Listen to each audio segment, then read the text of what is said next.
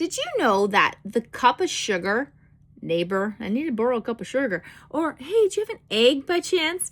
That applies to small businesses. When you have a neighbor business, even that everyone wants us to view each other as competitors, but you know, we're actually colleagues.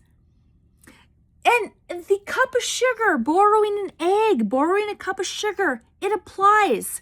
So in 2020, I had a former bank colleague who was starting her business.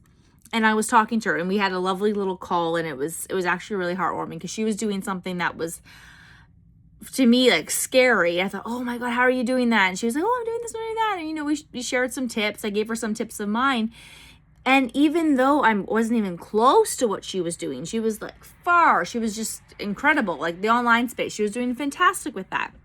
Like the influencer online space. I was more of the brick and mortar, handmade, like that kind of space.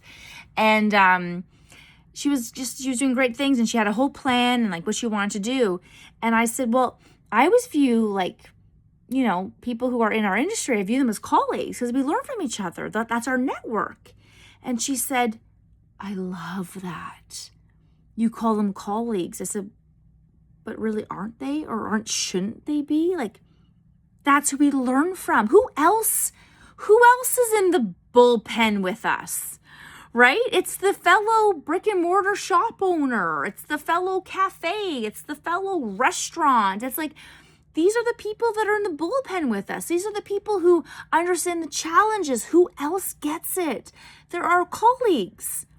So we need to do everything we can to be collaborative and work with our colleagues. So it's the cup of sugar. It's the can I borrow an egg type of neighborly, at least, I want to say like energy, vibe, relationship, I don't know, collaborative relationship we should have with these people. Of course it is.